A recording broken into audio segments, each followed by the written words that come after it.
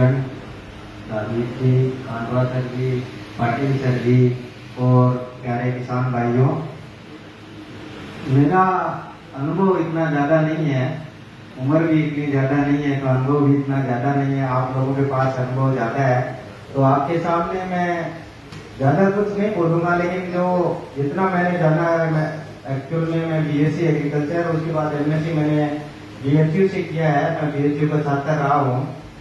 तो ये मेरे लिए गर्व की बात है। और मैं सिर्फ इतना बताऊंगा आपको कि पशुपालन के बारे में सर ने अच्छी जानकारी दी, और मैं बात करूंगा मिट्टी के स्वास्थ्य से संबंधित।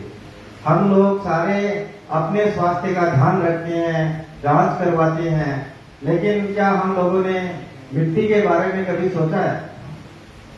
जैसे हमारा रिपोर्ट कार्ड बन के आता है, कई बार हम जांच करवाते हैं तो कुछ रिपोर्ट में आता है कि आपके ये कमी है, वो कमी है, तो क्यों ना हम मिट्टी की भी जांच करवाएं।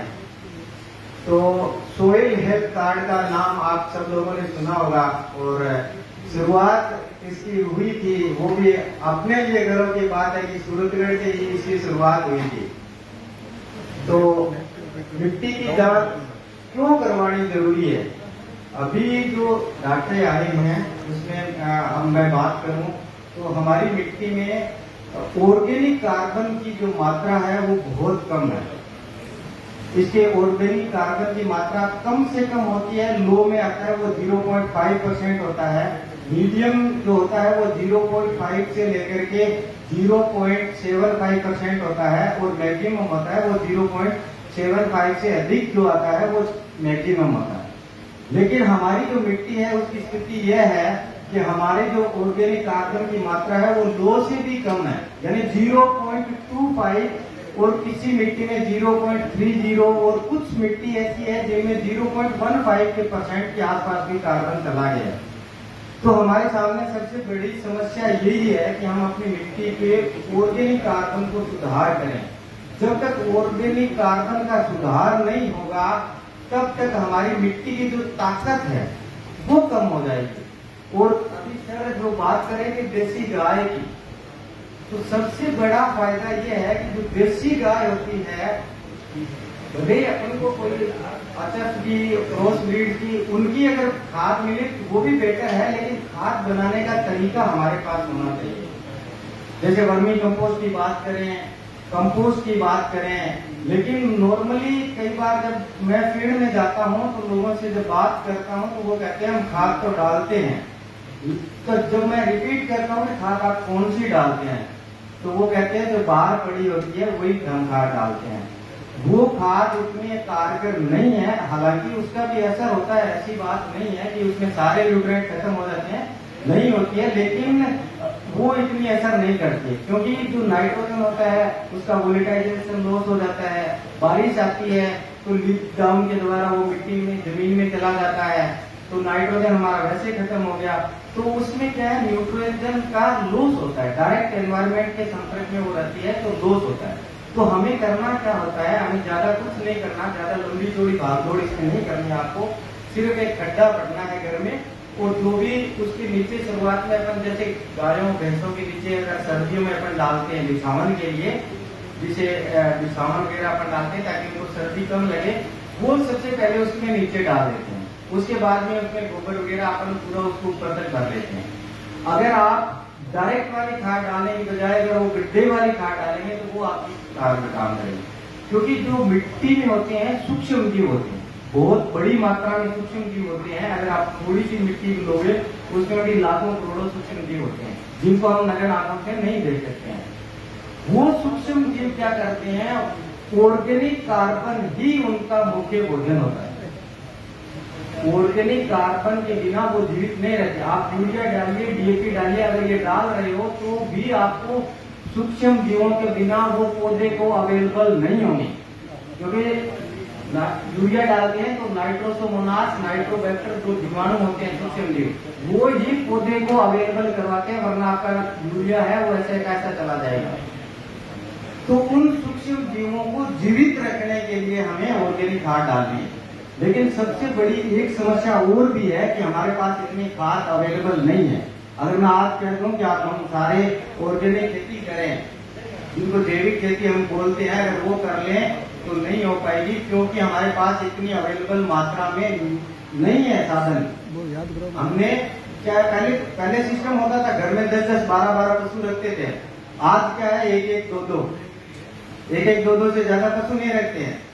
तो अब 2-2 पशुओं से हम इतनी खाद अवेलेबल नहीं करवा सकते हैं, लेकिन हमें कोशिश लेकर, क्योंकि एक बार आप खाद डालोगे तो वो 2-3 साल असर करती है। तो हमें क्या है, रिपीटेशन मोड पे करना है। भाई आज इस बार इस वीडियो में डाल दिया, दूसरे में। अगर आप जैविक प्योर जैविक नहीं कर रहे, प्योर जैविक कर रहे हैं तो आपको डालना ही नहीं है बाकी चीजें तो। लेकिन प्योर जैविक में भी क्या है, हमें फेक बनाना पड़ता है, वरना आपके प्रोडक्ट कोई नहीं खरीदेगा। माउथ पब्लिसिटी होती है, वही सबसे बड़ी पब्लिसिटी होती है आजकल। तो ऑर्गेनिक का तो ये मसला यही है कि आपकी माउथ पब्लिसिटी होगी तो आपके प्रोडक्ट में वो बिकेंगे, वरना आजकल भरोसा तो राय नहीं है, कर कैसे सकते हैं। भरोसा ही तो टूटता है, तो भरोसा टूटता है तो राय नहीं है, तो जब करे कैसे हैं। तो जो लोग कहेंगे आस पास के नहीं यार ये नहीं डालता है, इसका अच्छा है, तो आपके लोग खरीदेंगे।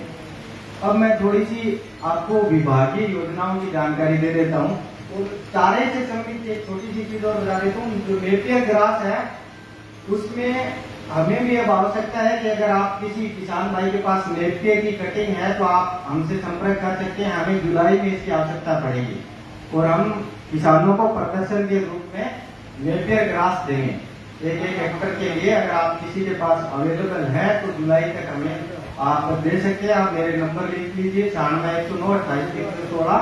आप मेरे से संपर्क कर सकते हैं। विभाग में जितना मांगा उतने के लिए मैं आपकी डिमांड भेज दूंगा, ठीक है। और नेपियर ग्रास का एक फायदा ये, लेकिन एक ध्यान रखना, आपके पास जो वेराइटी है वही वेराइटी का नाम लिख के भेजिए साथ में, क्योंकि कई बार ये होता है विभाग दूसरी वेराइटी मांगता है, आपके पास हो सकता है दूसरी हो। तो नेपियर ग्रास का फायदा यह है कि यह पेरेनियल क्रॉप है, यानी एक बार लगाने के बाद हमें बार बार लगाने की जरूरत नहीं पड़ती है, और ये 12 महीने लगातार हरा चारा ऐसे रहता है। तो आप अपने खेतों में नेपियर ग्रास का लगा सकते हैं। और मेरे ये नंबर ले लीजिए, आपके पास अगर कटिंग अवेलेबल है तो आप हमें प्रोवाइड करवा दिए, वही कटिंग हम दूसरे लोगों को बाद में देंगे। एक बार नंबर दोबारा बताइए। 9696-109-28-316।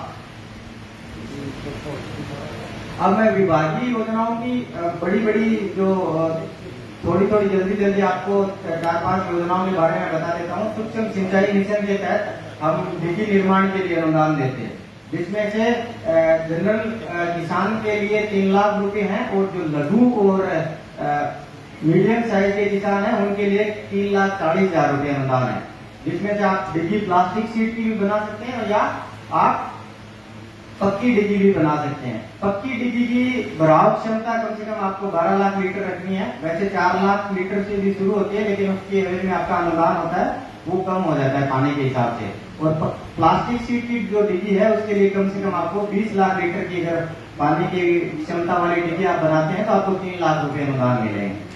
लेकिन फाइल लगाते समय आप एक विशेष ध्यान रखें, जब जन आधार जमाबंदी और आपके खेत का नजरिया नक्शा लगाते हैं तो एक ऑप्शन आता है उसमें, जब आप ई मित्रा से करवाते हैं, कि आपका जो जन आधार में एड्रेस है डिगी क्या आप उसी पे बनाना चाहते हैं। तो कई बार भूलवश हम सिलेक्ट कर देते हैं और जमाबंदी हमारे दूसरे जज की लगी होती है, तो वो फाइलें आपकी रिजेक्ट होने रिवर्ट करते हैं। रिवर्ट करें तो आपको उसमें बाद में आप एड्रेस चेंज नहीं कर सकते और उस चक्के आपके पास जमाबंदी होगी नहीं, क्योंकि जन आधार में तो गांव का एड्रेस लिखा होता है जिससे आप रहते हो पंचायत में, उसका एड्रेस। तो यह हमेशा ध्यान रखें आपकी वो एड्रेस आप ना डालें, ठीक है। आप जहां पे आपको जिस चक में डिगी बनानी है वही एड्रेस डालें। दूसरी एक महत्वपूर्ण योजना आई है, उसका नाम है तारबंदी योजना। खेत में आवारा पशुओं की सुरक्षा के लिए तारबंदी योजना है, जिसमें आपको 400 मीटर के लिए 40,000 रुपए तक अनुदान मिलता है, जिसमें आपको कम से कम 1.5 हेक्टर जमीन आपके पास होनी चाहिए, यानी कम से कम आपके पास 6 बीघा जमीन आपके पास होनी चाहिए तारबंदी के फाइल लगाने के लिए।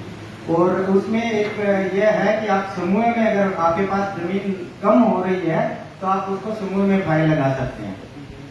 जिसमें से आपको प्रत्येक किसान को, अगर उसकी पेरा पेरी में, अगर एक किसान की 200 मीटर आ रही है, दूसरे की अगर 300 मीटर आ रही है, तो 200 मीटर वाले को 220,000 रुपए मिल जाएंगे और 300 मीटर जिसकी आ रही है उसको 30,000 रुपए मिल जाएंगे। उसका अनुदान आपका उस हिसाब से रहेगा।